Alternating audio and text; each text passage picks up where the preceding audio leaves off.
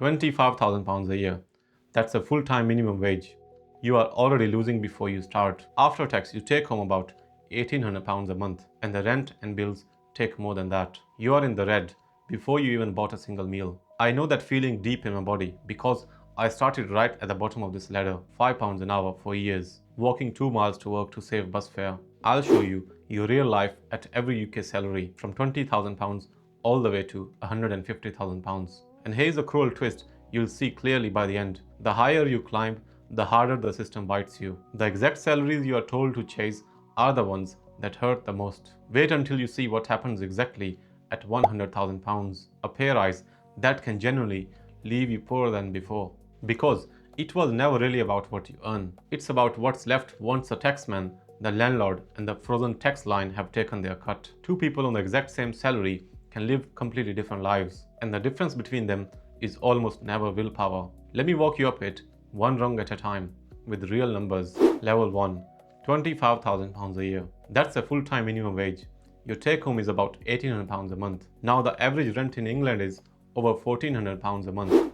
Your rent alone swallows most of your take-home pay. That's before council tax, before energy, before a single bag of pasta hits the counter. Add all of that in, plus the food, and you are around £150 short every single month. And it's generally not because you are reckless with the money. It's the math of the rung itself. You are at the self-checkout on Thursday, watching the total climb. You are quietly deciding whether the chicken go back on the shelf.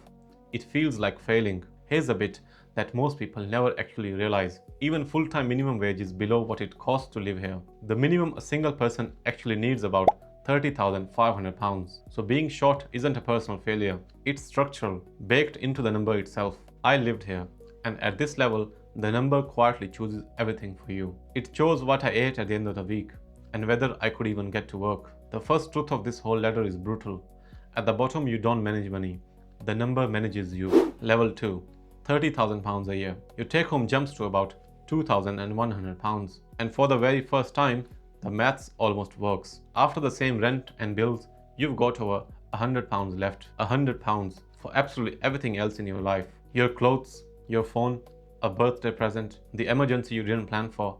You're not drowning anymore, but you're nowhere near safe either. You're treading water and your legs are getting tired. One dead boiler wipes out a whole month of that. One car repair and you are straight back under the line again. You're not poor, but you have zero margin for a single thing to go wrong. 30,000 isn't comfort.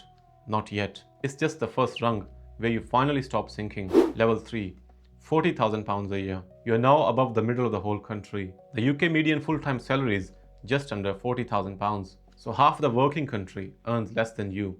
On paper, you are officially doing well. Your take-home is about £2,700 a month. And after the fixed costs, around £700 is yours. You earn more than half of the Britain, and it's still tight. That is not in your head, and it's not a personal failing. It's the cost of living, quietly eating a perfectly decent wage. This is also the level where the comparison trap really kicks in. You feel like you are falling behind, while statistically, you are already ahead of most people. Above average doesn't feel like winning. It feels like coping, just with slightly nicer shoes. And this is exactly where the climb turns on you. So far, the system has mostly just left you alone. From here up, every single rung hides a tripwire that almost nobody sees coming. Level 4, £50,000 a year. Your take home is about £3,300 a month. And this right here is the first real trap on the ladder. At £50,270 exactly, you officially become a higher rate taxpayer. Below that line, each pound you earn is taxed at 20%. Above it, each extra pound is taxed at 40%. Now here's the part that should genuinely anger you. That line has not moved at all since 2021. It's frozen solid, while your wages and the price of everything keeps climbing every year. That freeze even has a quiet name. It's called fiscal drag. You get no letter and you get no warning of any kind. Your pay just drifts up with inflation. And one year, you wake up as a higher rate taxpayer without earning a single extra penny in real terms. It's already pulled over 7 million people into the higher rate. And if you went to university, it gets worse again. A graduate just over this line keeps only about 49 pence of every extra pound they earn.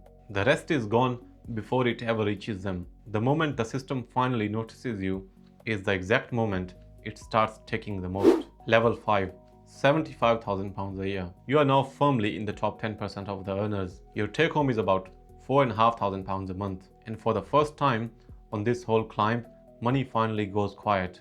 You stop checking your balance before you buy lunch, and you book the flight without waiting for a sale. But notice what is happening underneath all that comfort. You are a higher rate taxpayer on a big chunk now, so the taxman takes 40% of your top slice. And here's the trap that nobody really warns you about. This is where feeling rich and actually being rich quietly split apart. You feel like you finally made it, and honestly, you nearly have. But the sharpest cliff on the whole ladder is sitting just one promotion above your head. Life finally feels comfortable right here, and the very worst trap is waiting just above you. Level 6, £100,000 a year. On paper, the dream number you always chased. Your take home is about £5,700 a month. And here, Britain builds its single cruelest trap of all.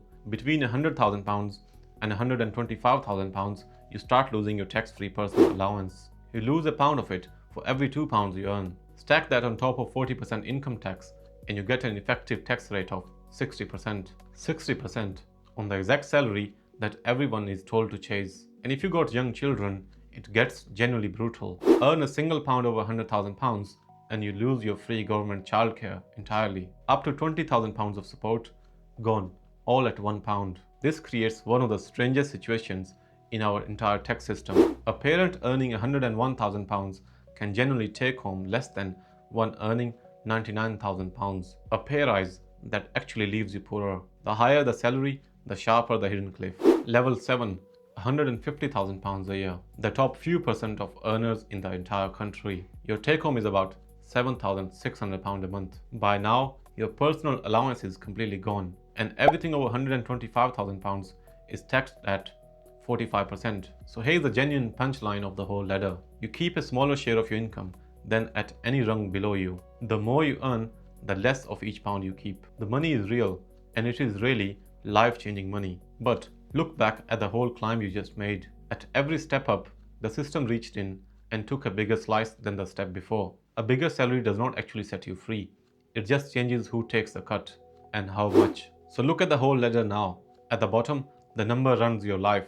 By the middle, you can finally just about breathe. And near the top, the system quietly claws the climb back, with cliffs at 50 and £100,000. And one invisible thread runs through every single level of it. Fiscal drag, the frozen line that never moves. The thresholds are now frozen until at least 2031. So even standing perfectly still, you still drift into more tax. Now here is the one move that actually fights back against all of it. If you are near £50,000 or near £100,000, pay more into your pension through a salary sacrifice. It directly lowers the income that the taxman actually counts. It can pull you back under the cliff, hand back your allowance, and even save your childcare. It is the single most powerful move on this whole ladder, and almost nobody uses it on purpose. That one move alone could be worth thousands to you this year. And wherever you are right now on whatever rung, I need you to hear this. If your salary looks fine on the paper, but somehow vanishes every month, you are not bad with money. You are standing on a ladder that was deliberately built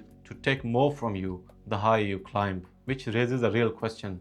If climbing the salary ladder just hands more of it back, then what about the money that isn't a salary? Money the taxman can barely even touch. I made a video on exactly that. It's a good one. But before you click on it, make sure to like and subscribe. I'll see you over there.